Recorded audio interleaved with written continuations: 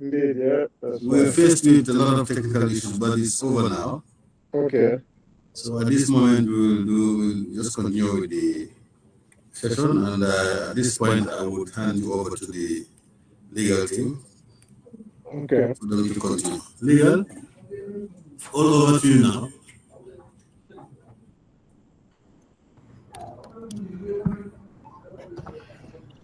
Thank you, Honorable Chair. Welcome back, Mr. Lion. Thank you. I'm reminding you that you're still under oath. Yes. Yeah, so we can continue from where we stopped before the break. Mm-hmm. Um, so, right before we went on break, we were talking about the orders from the High Court. Yes. Yes. Do you have it open now? Yes, I do. Okay. So, I don't know whether during the break you were able to go through the order or not. Yes, I was able to Okay, peruse great. it. So, from the order, you can see that there were different departments, or I'll say a couple of departments that were identified within the government and the assets of the former president in different Can we categories. sorry? Can we be precise or to which of the orders? I think there are two The orders, first right? one, MOJ 5A, Okay. we will deal with that one first. That was the first one obtained by the AG. Yes. Yes. So from that first order, you can see that there are a couple of government departments that were, or institutions that were identified, and different classes of assets were placed in their custody. One being the Registrar General's Department and Mm-hmm. the Department of Parks and Wildlife and the Gambia Livestock Marketing Agency. Yes. Yes.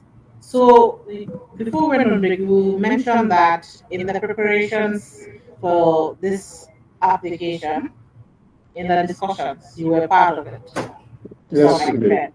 Yes, so Mm-hmm. in the identification of these departments and institutions, were you part of the team or the individuals that met and decided to include them in the application?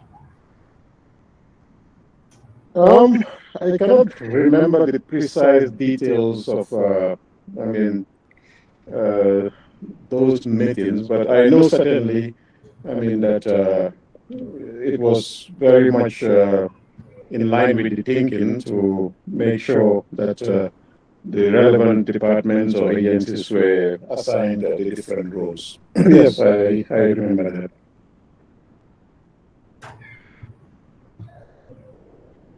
Okay. And what was the rationale in having, I mean, for the wildlife, it does make sense to have the Department of Parks and Wildlife Mm-hmm. and for livestock, but for the Registrar General, Mm-hmm. what was the rationale for having the Registrar General be the one to have custody and control of movable and immovable assets? Well, I mean, I cannot remember exactly what the rationale would have been, except that, I mean, the Registrar General, as you may know, I mean, is the custodian of landed properties or leased properties, I mean, the land registry at the ministry. And so clearly, I mean, he already has a role, I mean, in, I mean, keeping custody of such records. I mean, so I guess within the ministry, I mean, he was considered the appropriate person, I mean, to be able to, I mean, continue, I mean, that role of, you know, keeping custody of, especially the landed properties that were, I think most of the, I mean, the assets were actually landed properties, basically.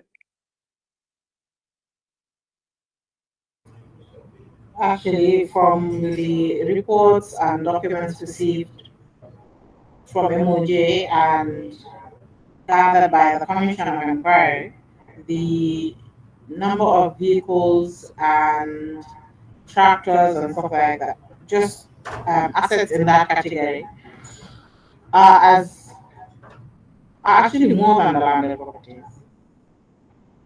Okay. Yeah. Yeah, I mean, certainly, I mean, I cannot put a finger on exactly, I mean, why, the Registrar General, like I said, was identified, but I mean, from my recollection, since he was already operating a registry, I think it was felt that he was best placed to be able to, take care of, the uh, assets which have been identified pending for the directives of the court. All right. And in MOJ 5A as well, you would see that the High Court also appointed a receiver Mm-hmm. for the companies. Mm-hmm. And eventually, the receiver duration of work under that appointment lasted for a period of 2 years, from May 2017 to June 2019. Mm-hmm.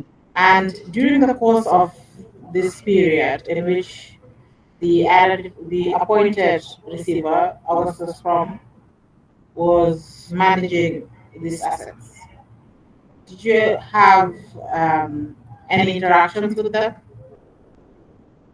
Um, well, I know that when they began, or even before they began, the exercise, there was an initial meeting. Certainly, with the representatives of Augustus Prom, where they were identified to actually be the receiver. And so all the preparatory meetings, yes, I had interactions with them with regards to how to take over, the management of those companies. And of course, they would provide briefings in the course of, the time that they were receivers. And in some of those briefings, I was present at the office of the Attorney General when they would brief about their activities, especially as it related to Abuko. What do you call it? The abattoir. Yeah, the abattoir. I know they did a lot of work at the abattoir. I think that was probably their most challenging task. Because there were already a lot of employees who were actively, working, and so they had to take them on board. The abattoir was, I think, in a very sorry state. I remember them having to, get some contractors to bring it, to standard. Yes, so they provided updates, and in some of those meetings, I was actually present when they were providing updates on the work that they were doing. Yeah. Were you the focal person for when they had to meet with the age or had documents to submit? Because we've learned from their testimony that they would prepare occasional reports, periodic reports rather, that they would submit to the High Court, but also submit to the Ministry of Justice. Yes, like I stated in the beginning, the director of civil litigation and his team, were specifically assigned to actually, deal with, the whole asset application, freezing application, as well as subsequent developments. So I think they were directly in touch with them when it came to receiving documents from them and writing correspondence. So the director of civil litigation would have been, the direct contact. But obviously, as Solicitor General, he would brief me, and occasionally, like I said, Augustus from senior and junior, would come to the office and provide briefings. But in terms of their direct contact, I believe it was the director of civil litigation who handled, the communications and updates. All right, very well. Let's move on from now that the first order has been obtained. 22nd May 2017, the High Court delivered its order and has placed now the control and custody of these assets in the hands of the various departments within the government and but also the companies for the registrar. There was an implementation meeting, or basically there was a meeting at the Ministry of Justice where the implementation of the order or execution of the order was discussed, correct? Yes, I believe, yes, there was indeed a meeting to coordinate how the order would be implemented. Were you part of that meeting? I recall, yes, a meeting, where we had to assign tasks. Yes, I think, yes, I should have been, yeah. Okay. And who do you recall who else was in that meeting? Well, of course, the Registrar General was present. Augustus Prom, was present. Of course, I believe the Director of Civil Litigation would have been present as well. I mean, I cannot recall really. The names or the precise representatives of the different agencies that would have been present. Definitely, I cannot recall that at all. But I just remember, there was indeed a meeting. Whereby security arrangements were discussed and how to make sure that we move fast before the assets could be dissipated. But in terms of the precise representations, I definitely will not be able to recall that.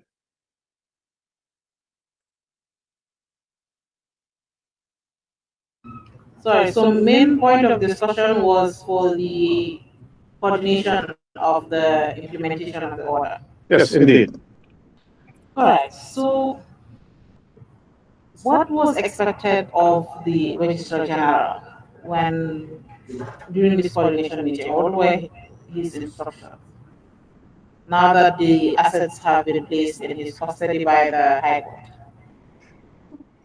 I think basically it was to identify these assets, where they were, the location of the assets, and the state in which they were, whether they were occupied and who occupied it, basically, and to just make sure that he had an overview of everything that was placed under his control.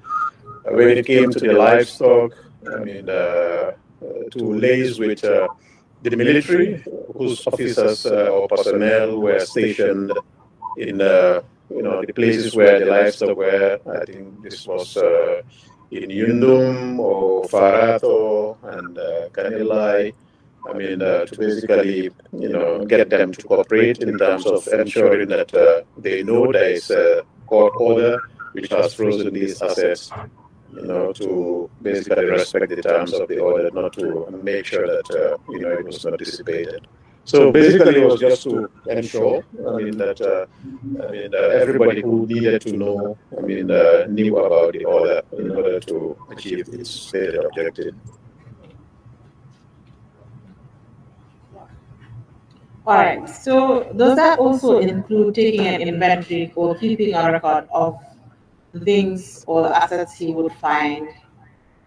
For example, if he goes to Canela, he's going to find, of course, vehicles, livestock, other forms, other assets. So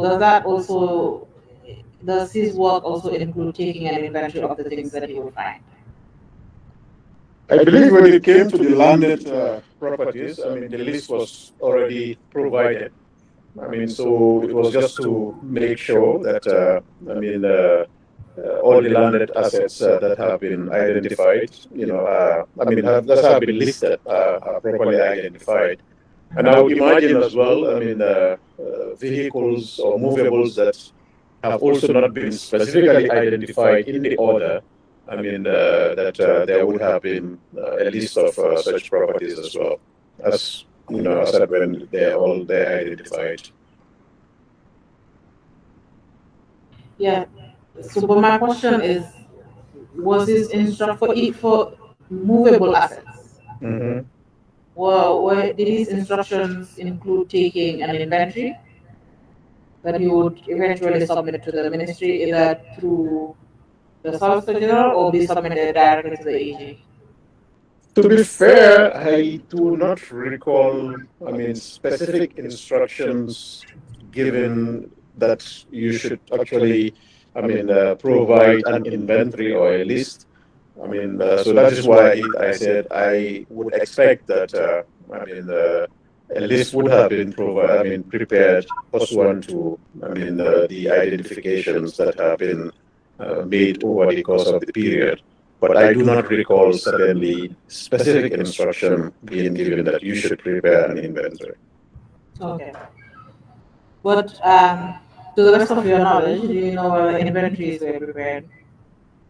Subsequently, yes, I do recall, I mean, that a list of assets, I mean, that were identified was actually prepared. I do not recall the precise details because, like I said, I mean, when it came to day-to-day, I mean, operations of the asset identification exercise as well as the whole, I mean, asset management exercise. I mean, that was actually delegated to the Office of the Director of Civil, I mean, Litigation, of course, together with working with the Registrar General. But I certainly know that some list was prepared, but I do not recall the precise contents. All right, that's fine. You mentioned earlier that the land had already been identified. Yeah, as per the order. As per the order. Mm. Of course, subsequently, after the commission's work, we did learn that there were more properties that the commission found or discovered. But for the land that was already identified through the register that is in the custody of the Registrar General as part of the High Court order, you did mention that the Registrar General should have or was tasked to visit and identify to see whether there are any occupants in any of these properties. Mm-hmm. Was this? Do you know whether this was done? Yes, I know that. I mean, one of the major tasks that was carried out was to basically go around to, I mean, most of these properties from Banjul to the Combos and basically uh, s- eventually serve eviction notices to persons who, I mean, occupied these properties. And basically, yes, so I know that a lot of work was done in that regard.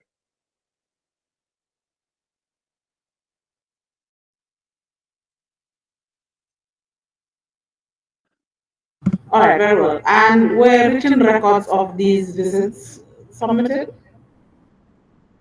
Written records of the visits. Yes, so the outcome of the visits. For example, let's say properties in Banjo, right? Let's say there are about 20 properties in Banjo, and after the visits in Banjo, of course, ordinarily we would expect that a list of these properties would be prepared to state what happened at each location. So are there occupants in, let's say, Picton? Are there occupants or tenants in Dobson? Something like that. Was something like that ever prepared and submitted? Yes, I recall a series of memos, actually, I mean, prepared by the former Registrar General. I mean, updating, I mean, the Attorney General and myself, obviously, on, I mean, the developments, that is including visits and, what they found. So, yes, there were a series of memos that I recall, I mean, being written by the former Registrar General on the activities that was being carried out by him over the time. Okay, and ordinarily memos prepared at that time should still be with the Ministry of Justice, the Records Office. Yes, I mean, I believe there was a file specifically called a memo file. So there should those should have been they should be in the memo file, I believe. Is the memo file for a specific department, or does every department have a memo file, or there was just one general memo file? Yeah, generally when you hear memos at the Ministry of Justice. There are memos from staff to either the Solicitor General or the Attorney General. I mean, mostly these memos were, addressed to, from any department that is. And so, these memos represented correspondence from all departments addressed to either the Solicitor General or the Attorney General. All right, thank you.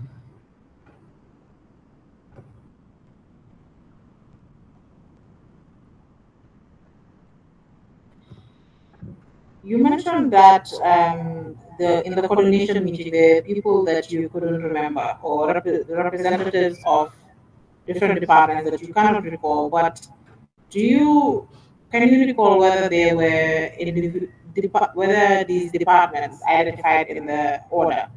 The Department of Parks and Wildlife, the Gambia Livestock Managing Agency, of course the Registrar General is within the ministry, but these departments that were outside the Ministry of Justice, can you recall whether they were served with a copy of the order or they were informed about the order? To be honest, I do not really recall. Like I said, the representation, from the different departments. One department that I definitely know was represented was the security, the police. I believe Landi Bojang, the former CMC or operations commander, or some sort of, I recall him very well because, his presence was very conspicuous. But then other departments, to be honest, I would not be able to recall, certainly. So I'm not actually referring to the meeting exactly, but notification of the order. Okay. After the order was delivered by the High Court, now the AG has the order, there's work to be done. The Registrar General is expected to go out and confirm the properties listed in the order. There were also other properties that were vested in his custody and control. But also you had the Department of Parks and Wildlife who had to take custody according to the order of the livestock. So rather the wildlife that was owned by the former president.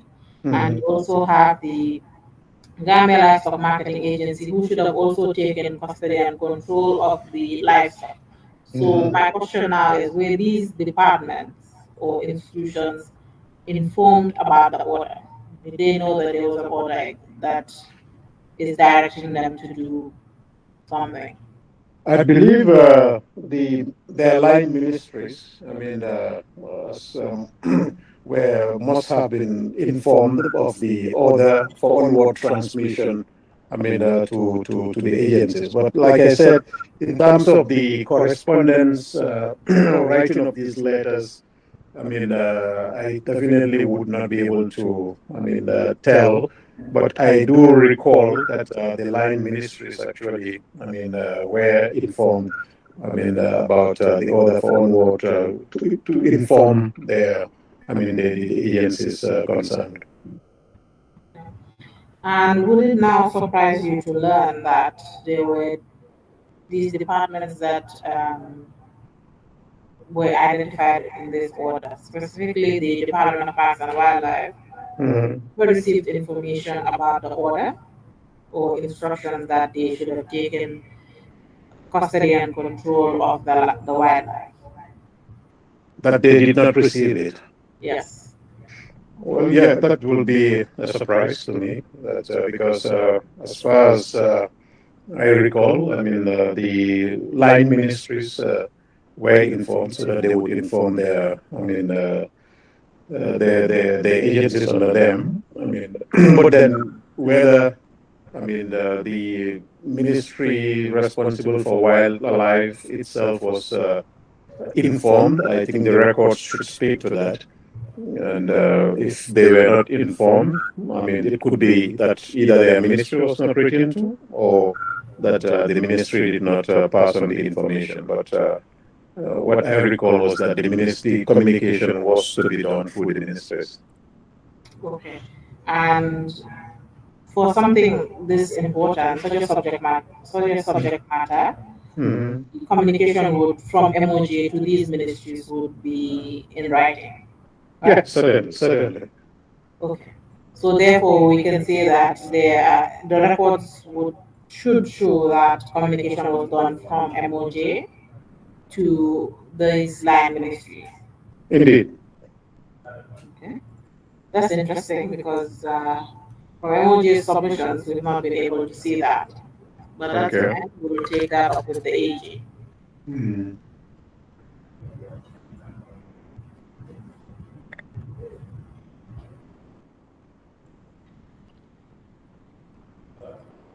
In these coordination meetings that you had for the implementation of the order, you, to the best of your knowledge, or as far as you can recall, do you know whether these departments, institutions were invited to these meetings?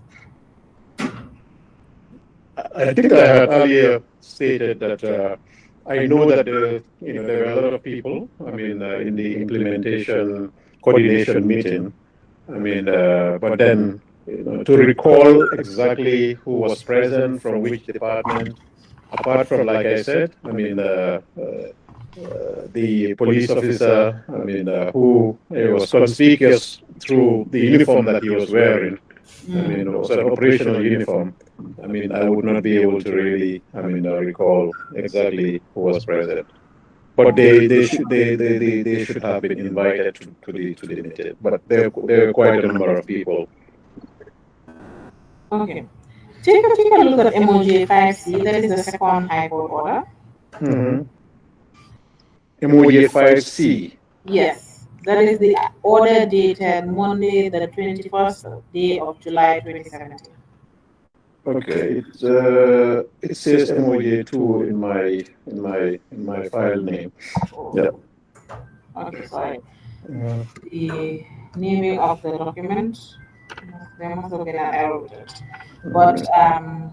if you do look at the top of the first page, Mhm. it's labeled MOJ 5C. Yeah, it says MOJ 2 and then MOJ 5C. Yes, Mhm.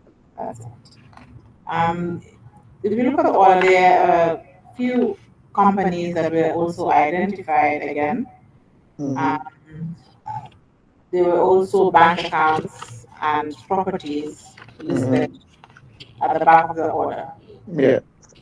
Yes. So this order, by the time it was being sought for and obtained from the court, the commission was already established. Mhm. Yes. So what was the rationale for the second order? Um, couldn't the work just be handed over to the commission for their investigations and further work? Well, I mean, like I said, I mean, the purpose of the orders was to preserve, I mean, to prevent dissipation of the assets. And of course, I'm not sure how far, I mean, at the time the commission had already started, operations. I know that it was already established. I mean, so my hunch would be, I mean, that the fastest way was to have basically obtained this order from the High Court, since the High Court had already granted an initial order. I mean, and then basically the commission can deal with the assets which have been the subject of the freezing. So in terms of the timeline, I am not sure whether the commission at the time had already, I mean, started dealing, I mean, with the matters under its purview or not. But if the order was obtained whilst the commission was on, I believe the intention was to preserve the assets so that the commission basically would have, I mean, something to deal with. Because if the assets are dissipated, clearly, I mean, the commission would not have any mandate or jurisdiction over assets which does not exist. Very well. So we would now move to the issues regarding the establishment of the Commission of Inquiry. Mhm. You can see that the president issued a commission of inquiry through a legal notice number 15 of 2017. Yes. Have and there are various annexures or attachments to the legal notice. Yes. Yes, a list of landed properties, a list of companies, and a list of bank accounts with the commercial banks Mm-hmm. of the former president and his companies. Mm-hmm. All right, so in the day we are in now, we can see that there's been a commission of inquiry. I think this government can say that there are no beginners when it comes to establishing commissions of inquiry. Mm-hmm. And we've seen that in the TGA process, the transitional justice process for the Gambia, we started with the Jammeh Commission, then we had the TRRC, and we had the CRC for the constitution drafting as well. Mm-hmm. But why was this? Do you know? Can you tell this committee why this style was used, as opposed to the others that were subsequently established by the government, the legal notice, and everything that it just entails, the drafting of it? I mean, I'm referring to the not to the content, but to the establishing document. Why? Which style was the commission of inquiry style? Yes, the this one as opposed to what the TRC had, which was an act of the National Assembly. Okay. No, I mean, I think they have different sources. I mean, commissions of inquiries are established, as you may well know, under the Constitution. I mean, Section 200. And so, I mean, once a commission is being established under Section 200, this is the usual style. I mean, to do so through a legal notice. I mean, because there's already, I mean, adequate constitutional provision. I mean, for a commission of inquiry to be established by the president. When it comes to the other commissions, I mean, these are not commissions that are grounded in the Constitution in terms of specific provisions of the Constitution. If there was, I'm sure it would have been easier to also go through a legal notice. But these were, I mean, the commissions that basically were part of a transitional justice process. I mean, and of course, a transitional, process of, a democratic process. So that's why they had to, be established through, a legal, instrument, act of parliament, and of course, with detailed provisions about the functions, the membership, and everything else. That standalone commission. Would have. So that's the difference between the two. All right.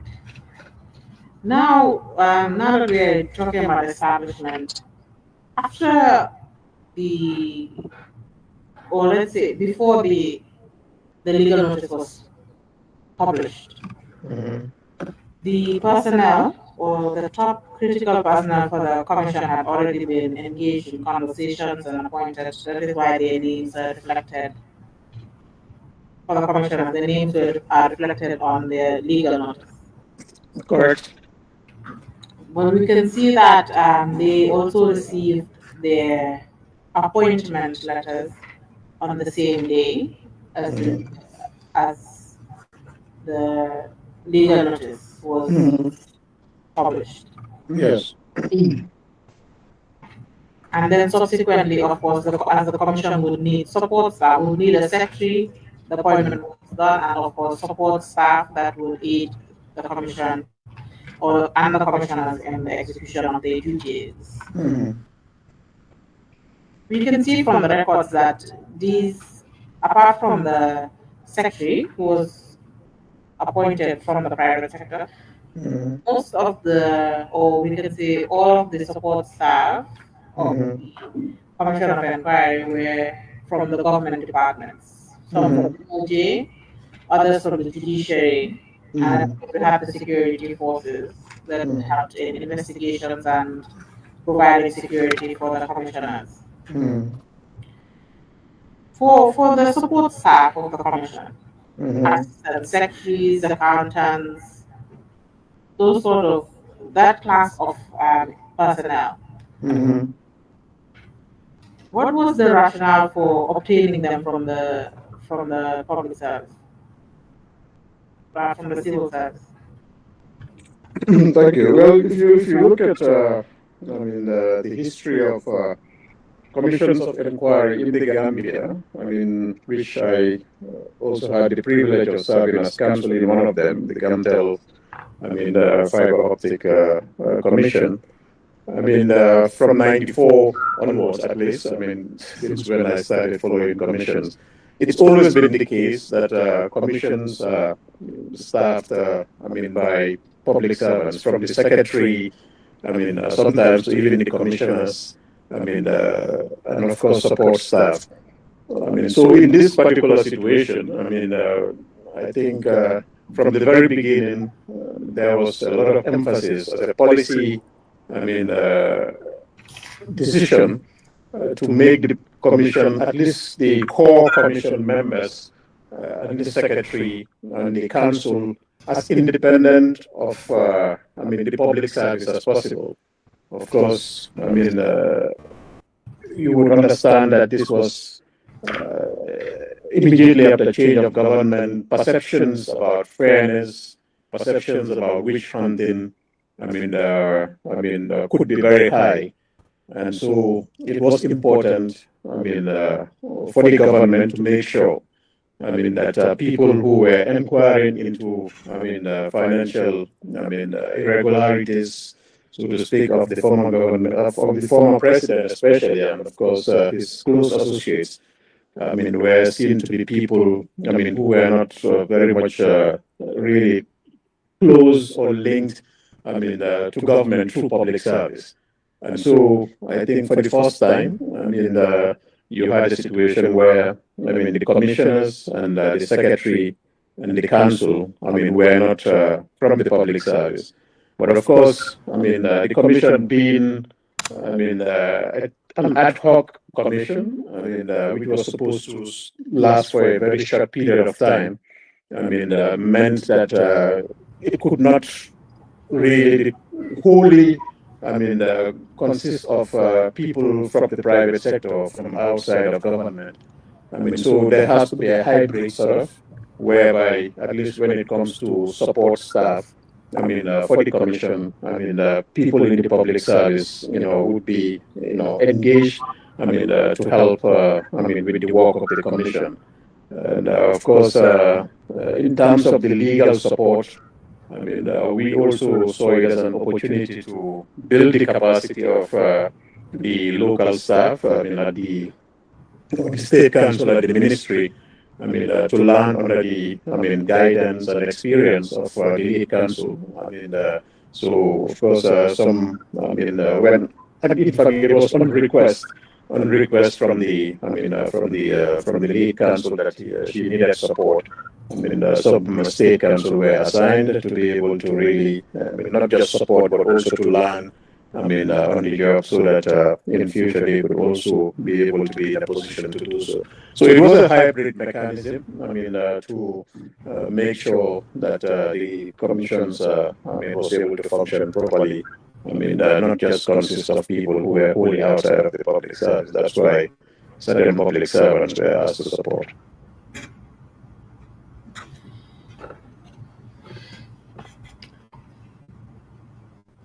In requesting for or having, it does make sense that considering from the legal notice, it was envisaged that the commission would last for 3 months, which is quite ambitious considering the volume of work that it had to do.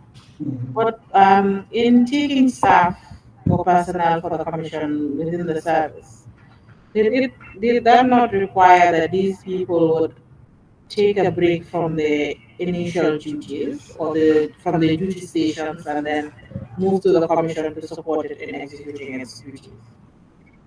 Actually, what was envisaged, when, this support was being, organized, was that, they would go in and out as required by the exigencies of the Commission's services. So at the beginning, you would find that, for instance, for the lawyers, they would basically go in, and support. But when they have cases in court, they will go to court and do their cases. After they finish, their cases, they would basically join the commission. So the support that was envisaged was not a full-time sort of, support. It was basically to juggle between the two, like previous commissions. Have done before. So it wasn't really envisaged that they would move entirely. To the commission, which would have warranted that they would be seconded. But of course, with time, with the evolution of the commission's work, I think most of them found themselves more and more, engaged, full time for some of them, with the commission. And only come to the ministry, when they are needed for specific tasks. But like, to put it, in brief, the idea was to basically, run between the two institutions and provide the necessary support as and when needed. That's why it was done that way. But how come the records don't show that these personnel would be expected to maintain their primary duties but also support the commission and its duties as well? Because from the records that we have seen for requests of personnel from other departments, like the judiciary, for example, it doesn't state that they are expected to work part-time with the commission, but rather they should report to the commission. Mm-hmm. Yeah, it may not have been written on paper, but like I said, this was the understanding.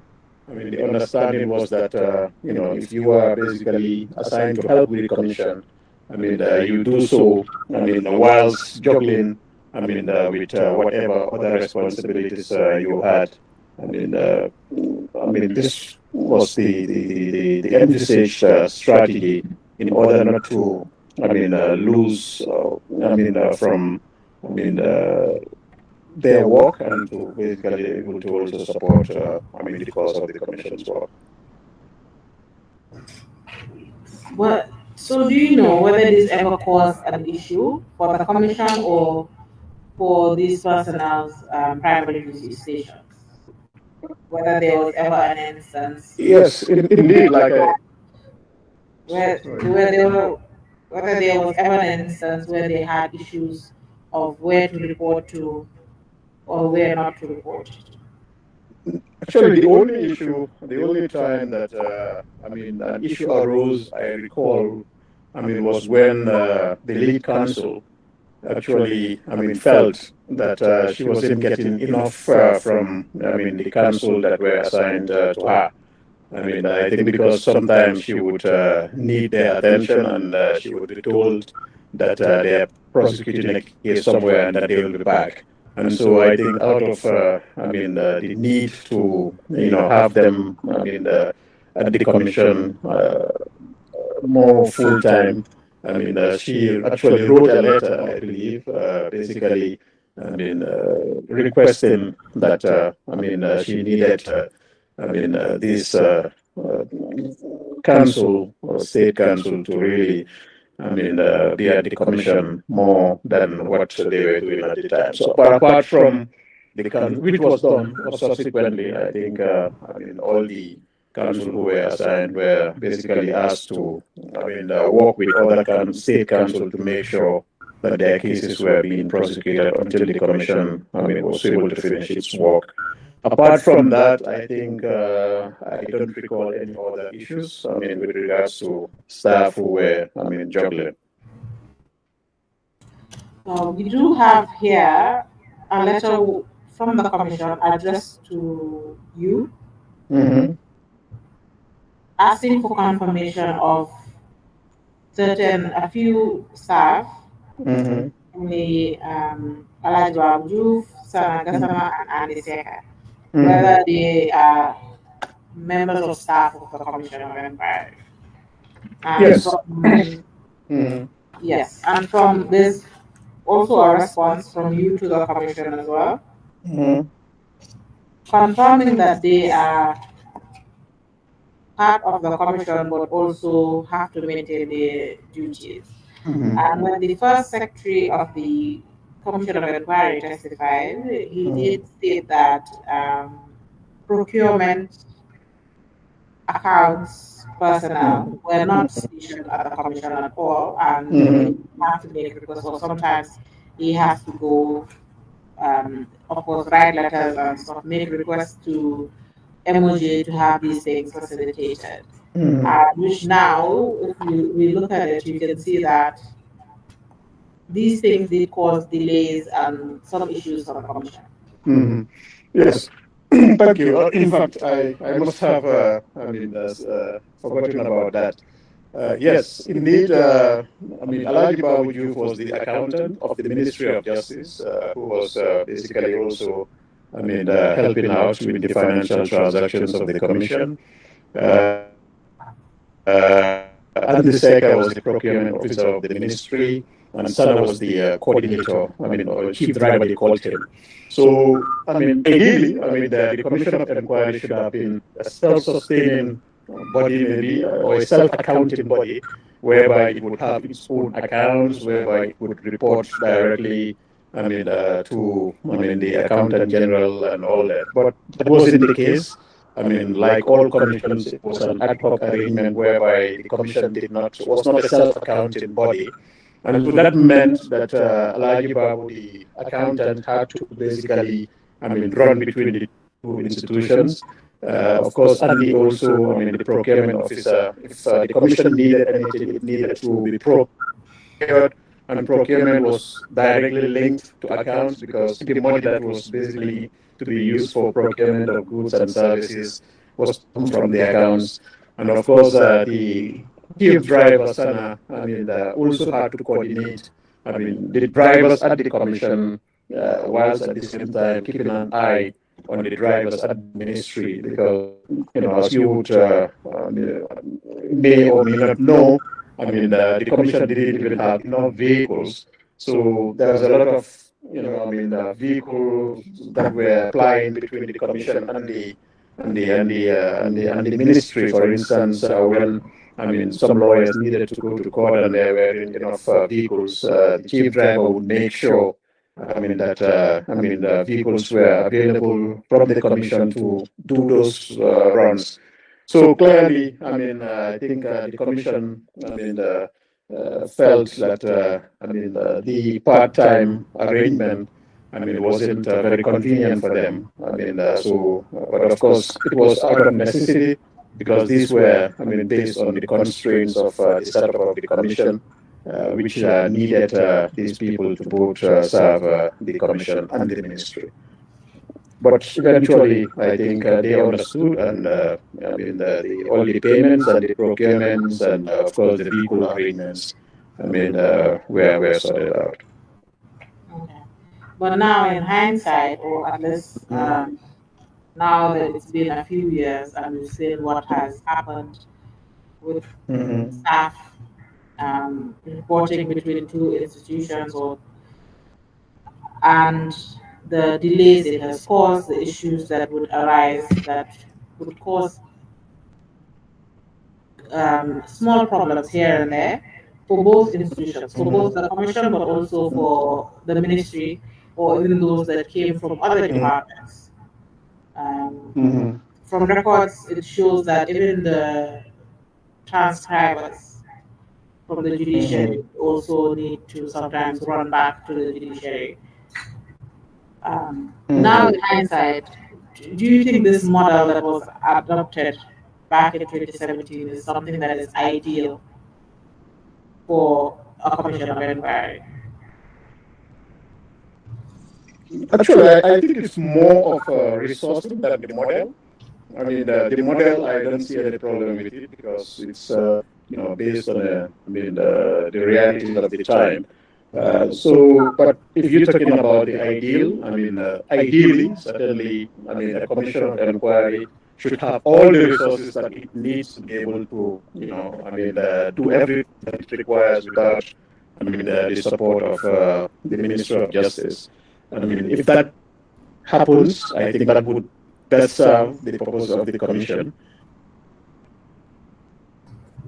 The reality is that, first of all, commissions are not certain, and that's a problem that has to do with accountability department on their IFMIS system, and of course, our resources are not always allocated on time, and so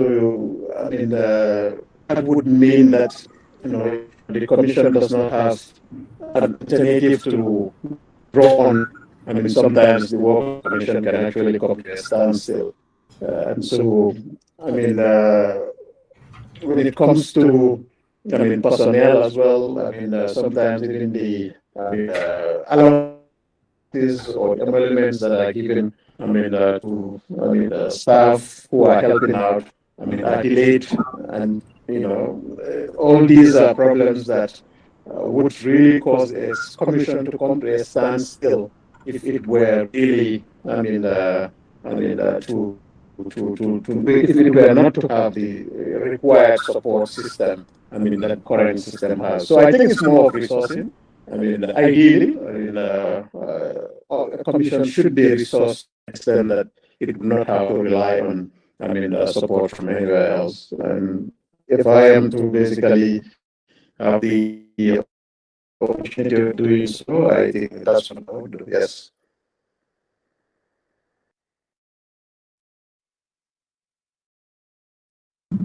Okay, so for you, you think the resource allocation is what's causing the most issues, or what caused the most issues for the commission rather than the personnel that are moving from one Yeah. department to another?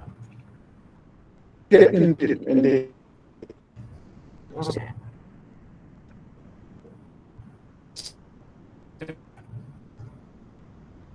If resources are made available, then I think the commission will be able to. Mr. Mayor, can you repeat what you said?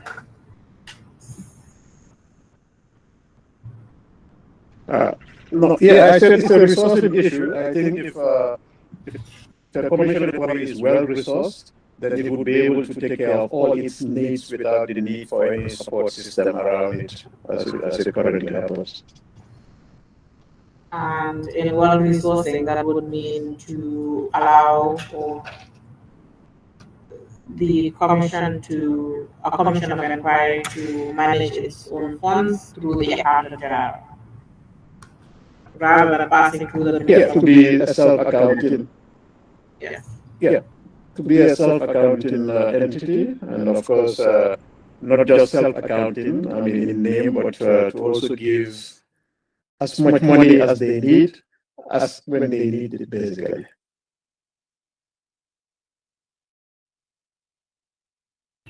All right, that's fine. Still on staffing issues, we will now talk about the secretary.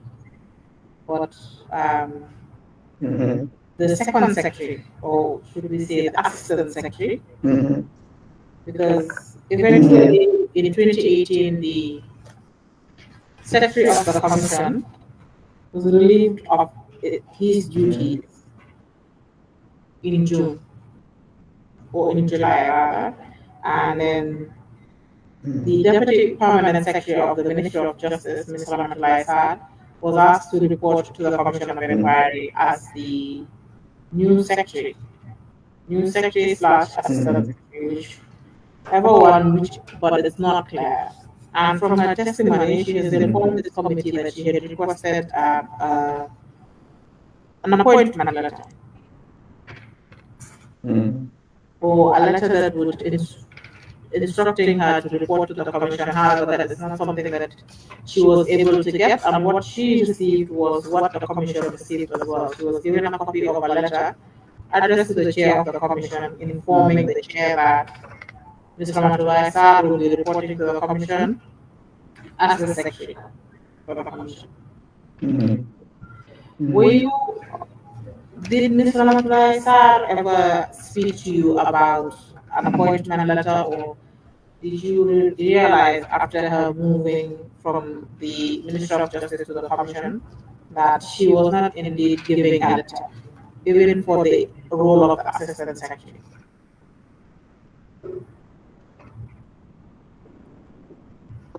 First of all, I definitely do not recall.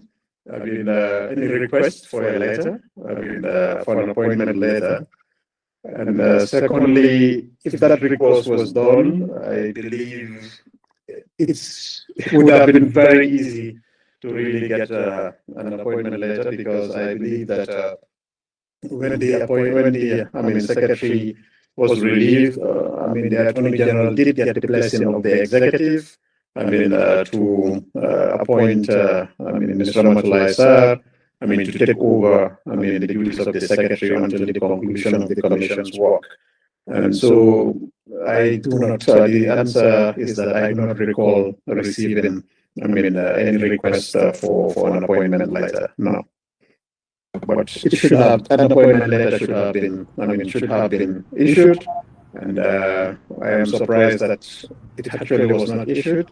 And I believe it would have been very easy. To issue one if indeed the request was done.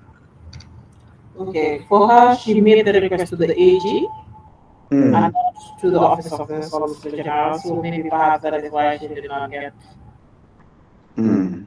an appointment letter, but still, such a critical part um, of the commission as the Office of the Mhm. Secretary. Mhm. I do believe that that should be well documented, and the person to relieving or taking over from the first secretary should have also been given proper documentation to assume that office. I agree with you totally. I think it must have been a serious oversight. If that was not done. But like I said, I'm sure. Writing an appointment letter. After having gotten the blessing of the executive would have been very easy. But sometimes some of these things happen. But it should have been done. I agree with you entirely. Um, I know we've moved from the beginning of establishment of the Commission of Inquiry, but this speaking on letters of appointment, Mhm. it's making me go back to the letters of appointment for the commissioners. Mhm. The commissioners were not given TORs according to the testimony of the chair of the commission. What they had were the letters and the legal notice. However, in Mhm. the letters or the letter addressed to the chair, there's a mention of a TOR, that the TOR is attached. And now, when questioned before this committee, the chair did mention that he did not receive a TOR. And when the former Attorney General as well testified before this committee, he actually stated that there shouldn't even have been a mention of a TOR in Mhm. the letter. So now, what is your reaction to these two testimonies? Look, my take is that I believe that when the commissioners received their letters of appointment, it was accompanied by the legal notice. Each of them was given a copy of the legal notice. And of course, if you read the legal notice, you would find that, it really encapsulates, what the commissioners, were expected to do, what you would call a TOR. So that's my understanding. I definitely know that each of them was actually hand delivered with their letter. A copy of the legal notice. And my understanding is that the TOR is contained in the legal notice. So there was no need to really, write down what is already contained in the legal notice, which they have copies of. That's my reading of the situation. So when you were referring to it, you are in the appointment letters, you were basically referring to the legal notes. Is that That correct? that is my understanding. Yes. That's interesting.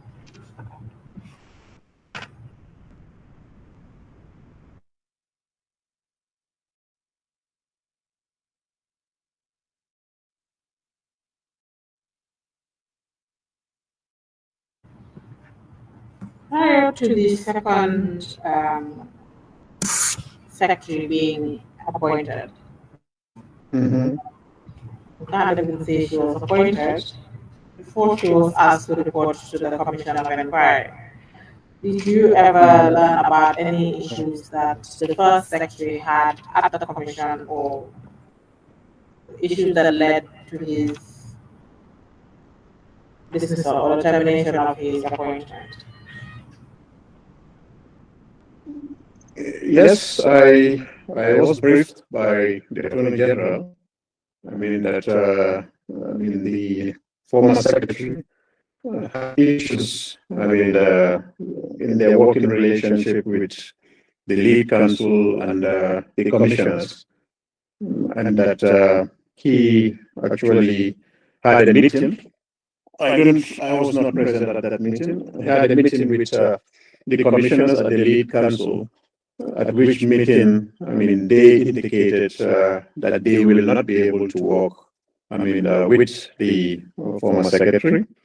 And subsequent to that, he had engaged, the Attorney General had engaged the, I mean, secretary, then secretary to basically, I mean, put the issue to him that in the light of the breakdown of the working relationship between him and the commissioners and the lead counsel, I mean, it was better for him to resign because his position was not tenable, and that the former secretary refused, I mean, the proposal to resign, and as a result, I mean, he had to brief his boss, the president, who was the appointing authority, and a decision was made to relieve him of his appointment as secretary.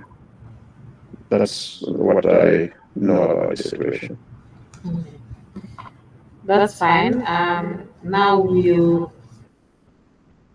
next issue I want us to talk about is the report, the end of the commission's work, and moment the reports were submitted and subsequent issues that followed, the publication of the white paper, task force issues. That is what I want us to come into. Okay. Yes, but the first one being at the end of the commission's work and the documentation of the commission, the documents the commission in huge volumes, exhibits, submissions from different witnesses and different institutions, and other things that the commission gathered. That now it was time, and the equipment they were using, it was now time for the commission to close its doors after submitting its report to the president. These things, they were all the equipment, the documentation, they were all brought back to the Ministry of Justice, correct? Yes. And these documents, how did the Ministry of Justice preserve and store them? Well, there is an archive room at the Ministry of Justice, and yeah, that's the archive room is where all, I mean, documentation, I mean, of previous commissions. I mean, if you go to the archive room, you would find even, I mean, the documentation relating to the 94 commissions. So in the same way, I mean, the all the bundles or boxes of exhibits and statements and documents were basically stored in the archive room at the Ministry of Justice. So if there's any documentation that anyone would ever need with regards to the Commission of Inquiry, they are at the Ministry of Justice. It should be there, yes. For someone that has worked at the Ministry of Justice for many years, how well is the archive kept? You did just say now that if anyone wanted to see the documents with the 94 Commission, Mm-hmm. it would be in the archive. Mm-hmm. But it's not as easy, or in our experience, it's not as easy to obtain documents from the archive. Mm. Yes, the archive room is not a very, it's not a very comfortable room to walk in, to say the least. It's located at the very back of the Ministry of Justice. In fact, that's where the Registrar General also keeps archives of all the landed properties, and as well as deeds registries. Yeah, so it's there. But then, like you would imagine, it's in a very uncomfortable place, to put it mildly. I think calling it an archive, even though that's what it's supposed to be, is making it sound nice. Well, they call it the storeroom because Yes, the more which it's has been leaking apparently, and the yeah. documents are getting destroyed. Hmm. Yes, but so basically all these records, documentation were stored there. Yes, I believe they should be there. Okay. So did the Ministry of Justice ever receive digital copies of these documents, stored in perhaps hard drives or computers or laptops? I know that the commission did submit all the volumes of its reports in the electronic copy of the reports. But then I do not recall receiving or seeing an electronic copy of the exhibits. I definitely know that the reports, there was an electronic copy of the reports. So apart from the exhibits, even the other documentations that the commission had produced in its work or eventually received from other people or other institutions, there are no digital copies of these things as far as the Ministry of Justice is concerned. Like I said, I do not recall. Seeing. I mean, uh, any electronic records apart from. The report. It is possible. I'm not saying. I'm not ruling it out, but I do not recall seeing. Electronic copies apart from the report. Were you aware that the commission did receive visitors? One set of visitors were from the Department of Treasury, from the US State Department, and another set were the forensic accountants from FTI. And Yes, I am aware of. okay, Yes, I am aware of their coming to Gambia.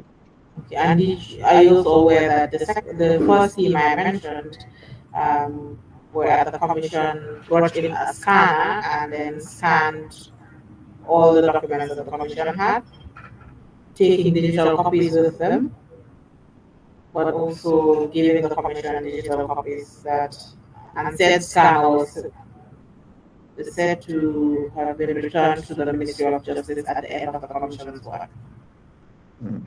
No, I am not, or I was not aware of mean, uh, the intricate workings of, the forensic accountants or the other group of experts from the US who came with regards to the precise work that they did or the kind of records that they kept or they retrieved from the commission.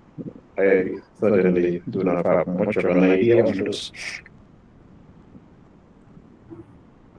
Okay, but what about the scanner being part of the equipment and just resources that the commission had that we are now being returned to the commission, to the Ministry of Justice after its work, after the commission was done with its work?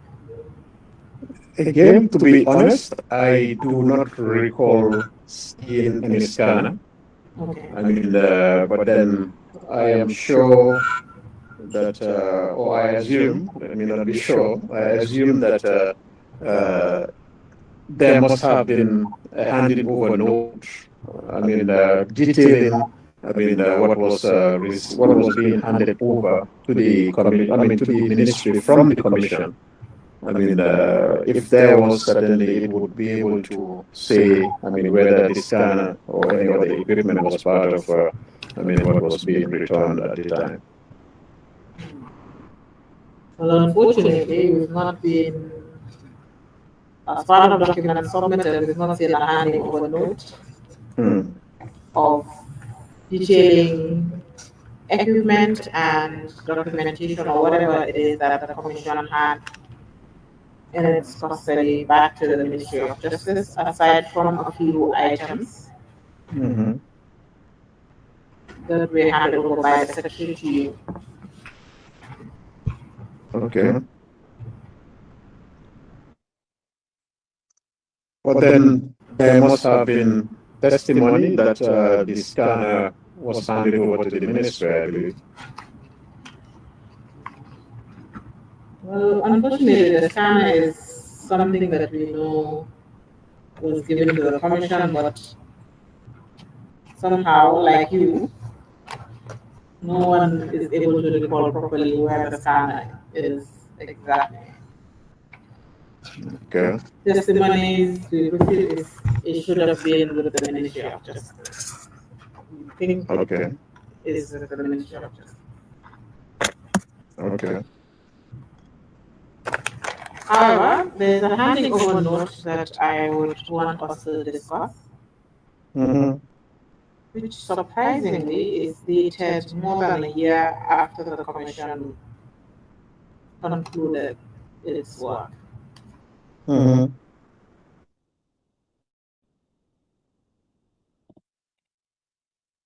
Can you recall receiving a handing over note and some items from the former Assistant Secretary for the Commission, Mr. Ramatlai Saab? Yes, I remember. Yes, sir, preparing, handing over, and bringing some items to the office of the Solicitor General. I mean, to account, to basically, I mean, submit it to the office. Yes. Okay, so what we're going to do is we will also forward this document to your email. But in the meantime, let me just, in order not to wait, let me just read out what is contained in the document for you. Mm-hmm.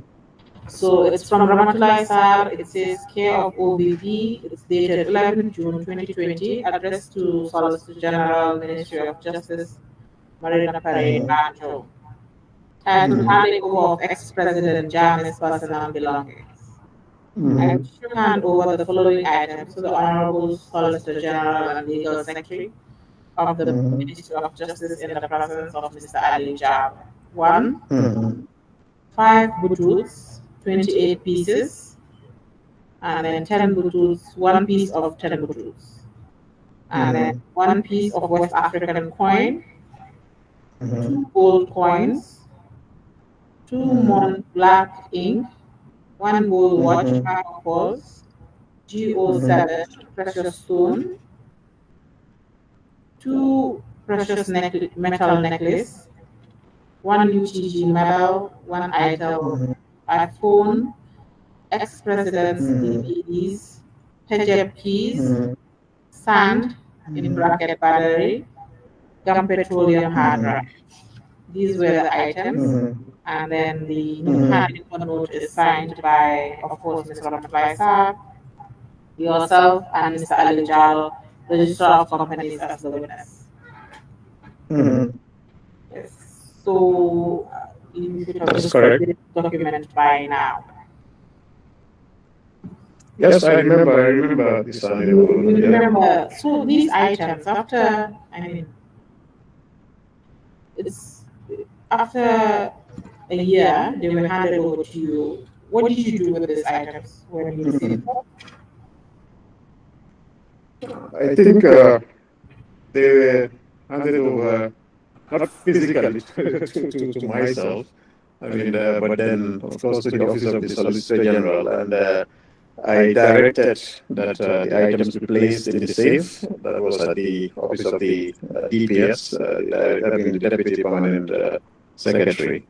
And so I believe the items would have been, I mean, would be still in the safe in the office of the DPS. Okay, so you directed that the items be placed in the safe. Yeah, in All the right. office of the DPS. Yeah. And the office of the DPS, and who, of course, the safe would have the key. Then who Well, I had believe. the key to the Sorry. safe? I said a safe would Well, I have mean, the key, and then who had the safe to the key after the items were put into the safe? well, naturally, I mean, the safe was under the custody of, I mean, the DPS. I mean, and so, I mean, I believe the keys would also be under the custody of, I mean, the DPS. So I do not recall any other arrangement apart from having the items properly stored in the safe. I mean, in the office of the DPS. Who was the DPS at the time? In 2020, Yes. I would not be. I'm not sure whether, I mean, Ramatullah was still, I mean, DPS. I mean, but I would not be unless I'm guided by the record. All right. Mr. Ramaphosa was at the office of the vice president at the time. Hmm. Yes. Okay. So you cannot recall who was DPS at MOJ in 2020. In 2020, no, unless I'm guided by the record, I do not recall who replaced her as DPS in 2020. All right, that's fine. But during your time as Solicitor General, after the handing over was done and this Mhm. document was signed, Mhm. do you know whether the keys to the safe was ever handed over to any other person, or was it just to be kept by the DPS? No, I do not recall the keys being handed over to any other person. No. And ordinarily, during your time as the SG, keys of the safe were always kept by the DPS themselves. Well, I mean, the safe is in the office of the DPS. I mean, it's a general safe, basically, to keep valuables. And so I would want to believe it was not specifically for these items, because this was a handful of items. I mean, it was a big safe. So clearly, I want to believe that the safe would have been, I mean, the key to the safe would have been under the custody of the DPS, in whose office the safe was located. And when did you leave the Ministry of Justice as Solicitor General? December 2020. In December 2020. And up to the time you left in December, you did not ever authorize the movement of these items from the safe. No, not at all. Not at all. But you also never directed the DPS to hand over the keys to any staff of the Ministry of Justice. I do not recall, I mean, such direction. You do not recall making such direction or No, directives. I do not recall. No, not at all. Okay. But is there a possibility that you could have made such a directive?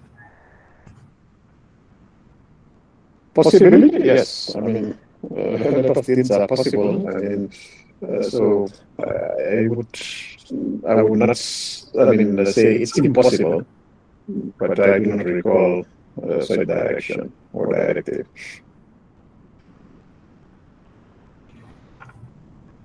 All right, let's move ahead. Or should I say, let's go a little bit back to reporting again and the white paper. Mm-hmm. So, of course, this handling was done in 2020, so that's why I'm saying we're going back. So, after Mm-hmm. the report was submitted to the president, the Ministry of Justice had work to do. Mm-hmm. Is that correct? Yes, indeed. In helping the president and the government in general come Mm-hmm. up with the white paper. What role did Yes. you play in the preparation of the white paper after the report was submitted? Well, I mean, the drafting of the white paper, as you would imagine, I mean, the number of volumes of the commission's work, which involve basically, I mean, going through all those volumes and drafting a report. I mean, or drafting a white paper. It's a collective effort to basically look into the factual findings, legal findings, as well as the recommendations of the Commission, and to discuss, those findings or those recommendations, which we would basically, reference in the white paper, and to also give an opinion on, for the direction of cabinet and the president.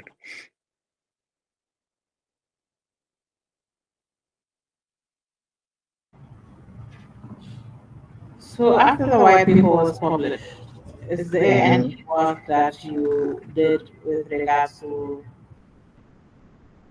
the activities that the government took or the government initiated after the white paper was published? Sorry, come again. Whether there was me? There was any work that you did in Mhm. relation to the commission's reports and the white paper that Mhm. um, so after the white paper was published, Mhm. the government, or should I say the president, established a cabinet task force was Mhm. established. Subcommittee. So there was first a task force, a ministerial task force, and then a subcommittee to support the task force. But apart from being part of the technical subcommittee, is there any other Mhm. work that you were involved in, or any Mm, other activity? unless unless I'm guided, Okay. basically what I recall, was basically as a member of the technical subcommittee. To basically go through, the list of landed properties that were recommended to be forfeited to the state.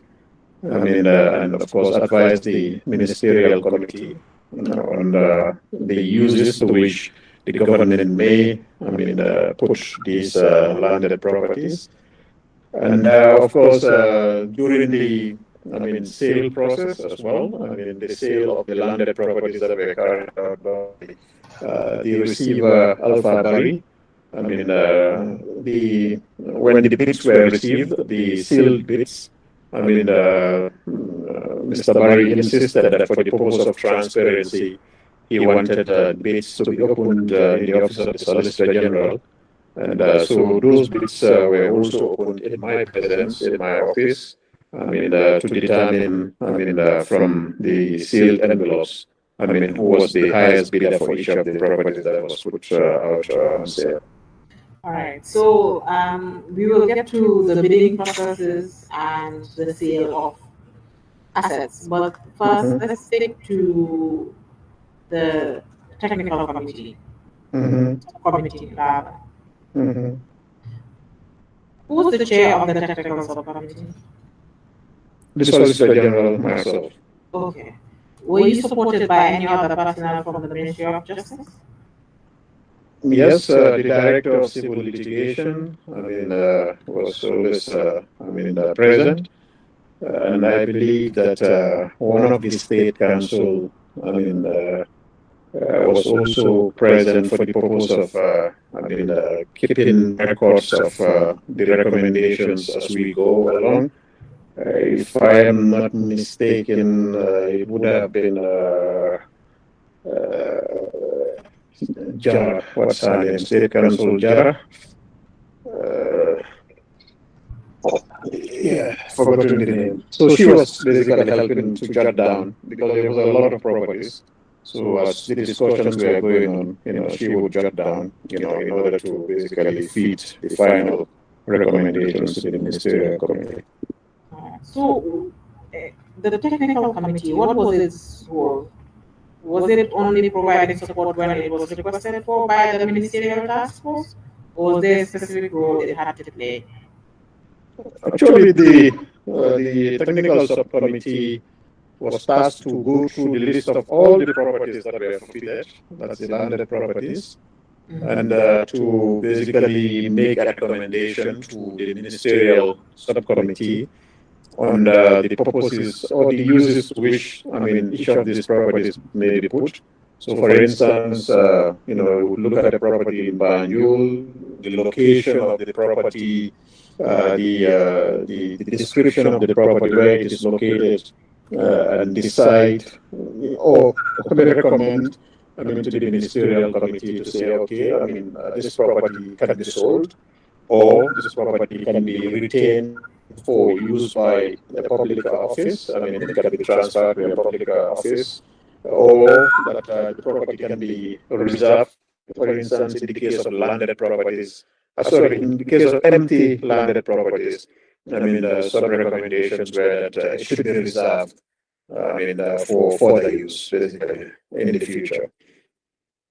So yes, so this is what we did. To go through the whole list and to try and make sense of where the properties were located, in what state they were, to recommend the action that the ministerial subcommittee should take. Okay. So this, can we say that you just relied on the report of the commission, but or did the committee had to do visits or engage? No, no, we did not do any visits. We just relied on the descriptions provided, by the commission. Okay, and you did not also engage the perhaps individuals that supported the commission in identification of these properties? No, no. We just relied on, the properties and their description somewhere. Described. I think all of them are described adequately enough for us to be able to really, yeah. So, the properties are located across the country, Mm-hmm.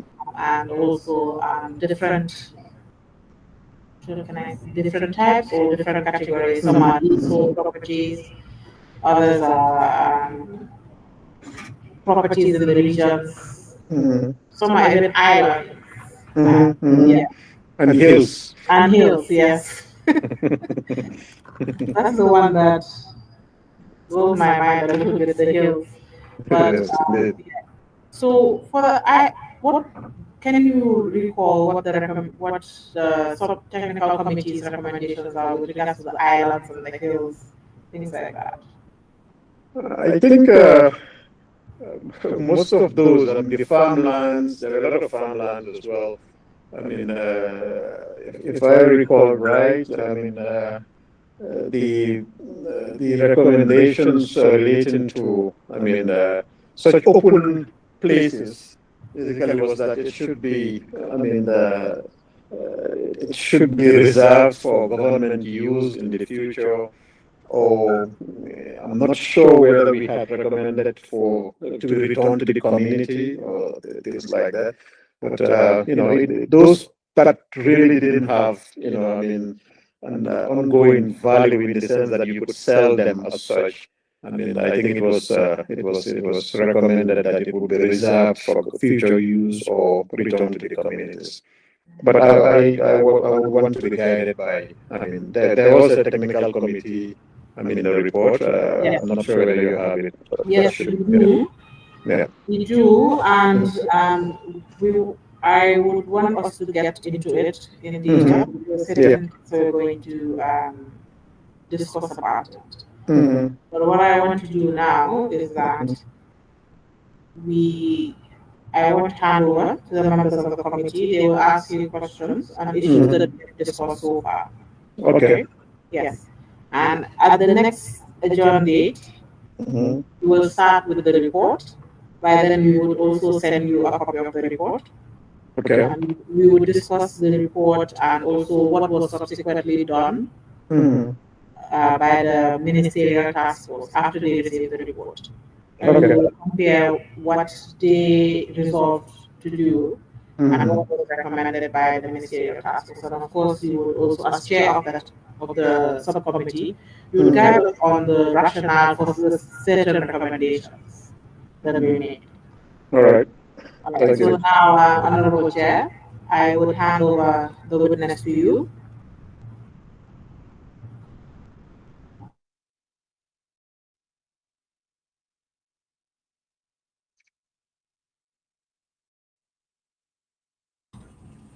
Thank you, legal.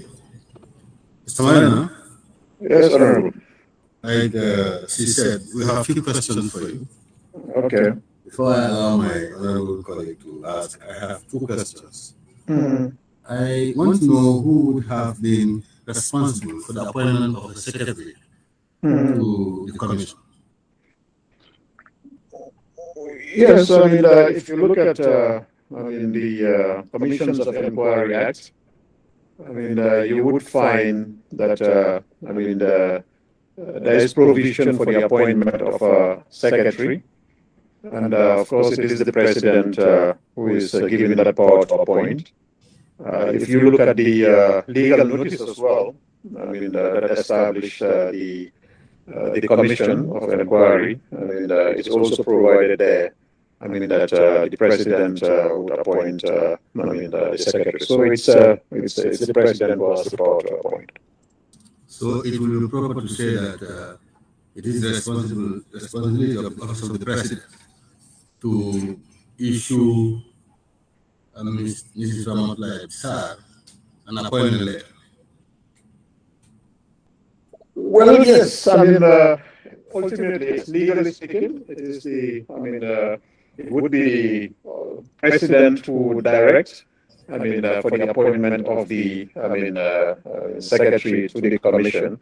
And of course, this can be directed to, I mean, the officers within the office of the president or the secretary general's office, or I mean, it could be, I mean, directed to any other office, including the office of the attorney general. I mean, to basically convey the appointment. My second question would be, as the secretary to the commission, Mhm. would it not only be proper for the secretary to take oath? Mhm. If yes, why did Ramotla not taking her oath? Well, certainly, I mean, the secretary, I mean, is under, I mean, is subject to, I mean, the Oaths Act, I believe. And so clearly, I mean, if she was appointment in replacement of, I mean, the previous secretary, I mean, the correct thing would be to for her to have also taken an oath as well as to get an appointment later. Thank you. That's all from me. Now I call. Okay. And I will see here will have a few questions for this. Okay, thank you. Thank you so very much, Dr. Marina, Mr. Marina, sorry. Thank you, Honorable. I'm not yet a doctor. Yeah, I was recalling the other Dr. Marina, that's why. Yes. So quickly, I just have one question. I'm not sure whether the council dealt with it, but Mhm. I'm a bit concerned with it. I've read your statement. I think you have your statement with you. Yes, I have it. Very good. On bullet point number 22, Mhm. I understand Alpha Capital has been appointed as the receiver Mhm. after the removal of Augustus Plum. Mhm. Now, Alpha Capital, you said in the statement that had a meeting with the Attorney General Mhm. for having interest to invest, or he was acting on behalf of an organization who had interest to invest in the Gambia. Mhm. And after that meeting, later you saw probably Mhm. Alpha is appointed as receiver. Now, as Solicitor General, normally, I understand the appointing authority for a receiver might be the Attorney General, but of course, we'll seek advice from Mhm. the Solicitor General, of course, who is also an advisor to the Attorney General, if I am correct. Mhm. Was there any communication between you and the minister, and was there also any advice you gave to the minister regarding the appointment of that receiver, having known that he has a discussion with the person on something separate from what has been on the table? What is your reaction? Maybe I will begin by clarifying, the paragraph 22. This was not a statement that basically I was writing, in the course of, alone, so to speak. It was an interview.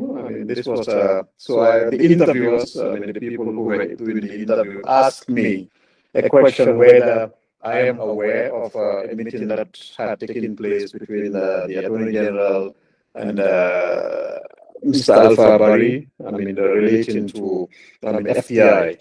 And so that this was given in answer to that question, basically. So the sequencing, is basically would not follow that immediately after that meeting with, Mr. Barry and Mr. Yai. Mr. Barry, was appointed as receivers. I'm not sure whether you get my point.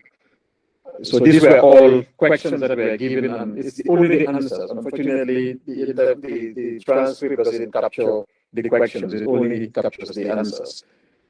So this meeting, to answer your question directly, this meeting that took place between, Mr. Barry and Mr. Yai and the Attorney General, I believe I was not there. But of course, the Attorney General did inform me. That FTI group, basically had visited his office.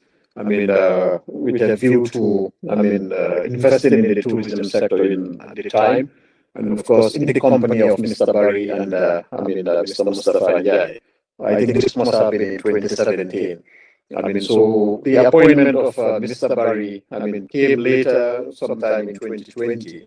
And of course, to answer your question directly, certainly, it was not based on my advice, or my advice was not sought for it, but it was in line with, the Attorney General's, quest to identify, or headhunt, qualified individuals to basically carry out assignments under the transition, program.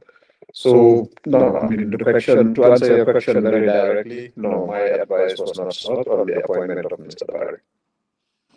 All right, that's fine. Thank you so much. Let me hand you over. Thank you. That's clear.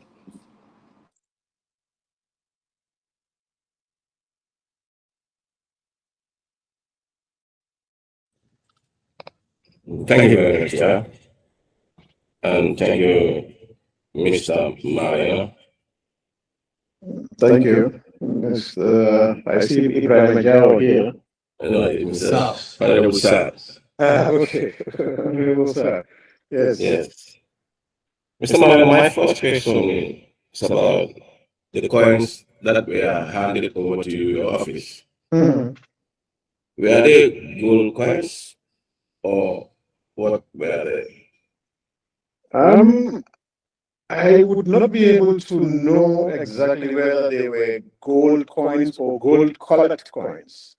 But then they looked like, the butut. They basically were gold colored. Let me put it that way. But whether they actually was gold coins, I wouldn't know basically. No. If you look at your statement, Mhm. number 6, Mhm. you mentioned gold coins. Well, again, this was an interview. The interviewer asked, "Were you all gold coins?" So it was in answer to the word used by the interviewer. But to answer your question, the coins, were in the form, had a gold color, but whether they were actually gold or just gold plated, I wouldn't know. You cannot confirm that they were gold coins. Yeah, yeah, but they were gold plated, certainly. They were gold plated. Yeah. Mr. Marina, if we come to number 3 in your statement, Mm-hmm. you made mention about information that we are giving that need further investigation. Mm-hmm. Where this done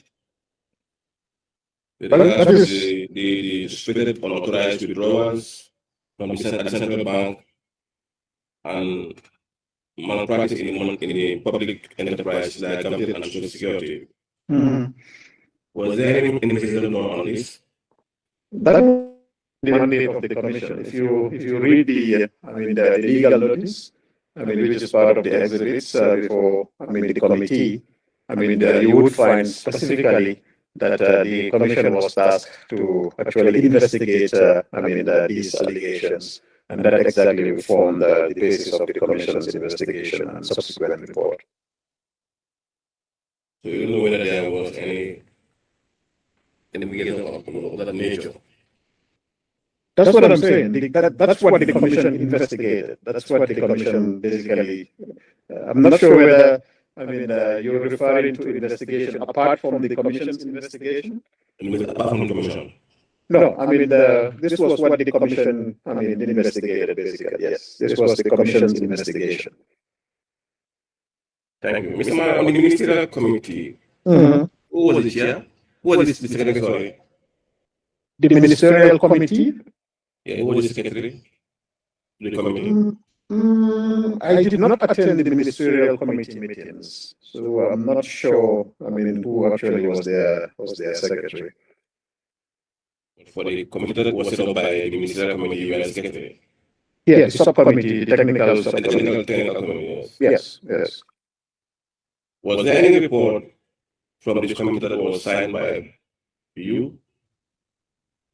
I believe there was a report, which I had referred counsel to, and which she said would be the subject of our next, engagement. Yes, there was a report certainly.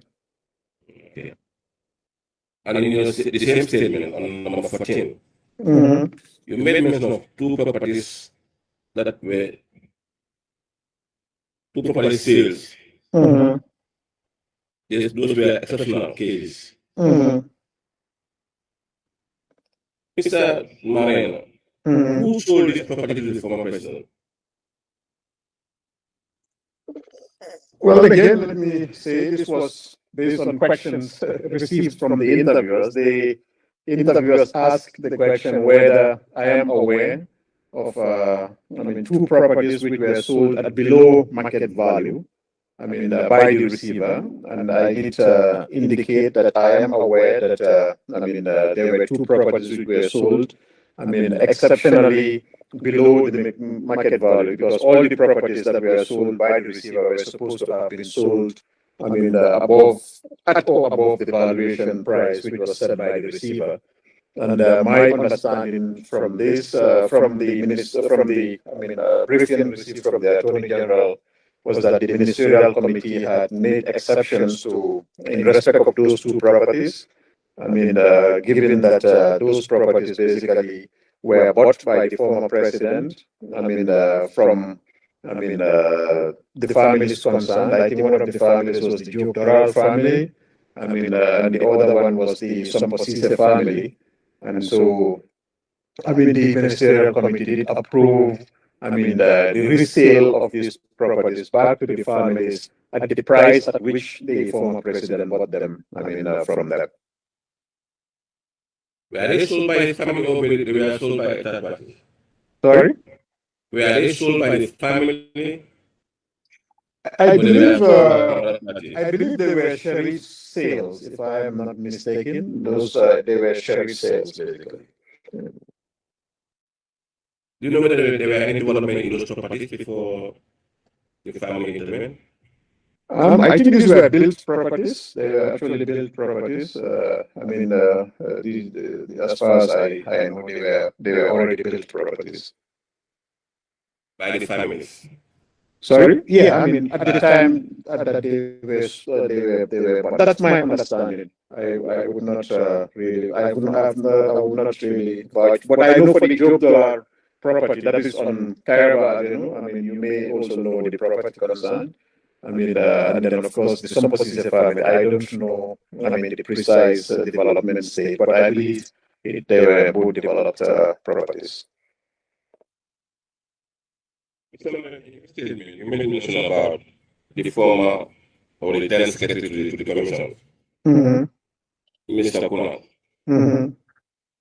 that there was an issue to the extent that he was asked to resign, later on terminated.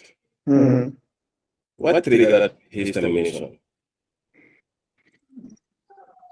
I have already, I mean, discussed that with the lead counsel. I indicated that the Attorney General did brief me that, I mean, the commissioners of the Jammeh Commission and the second, I mean, the lead counsel, I mean, in a meeting that he had with them, I mean, did indicate that they would not be able to work with the secretary, and as a result, I mean, he engaged the secretary to basically, I mean, put this to him and to basically ask him to resign since there was a breakdown in the working relationship.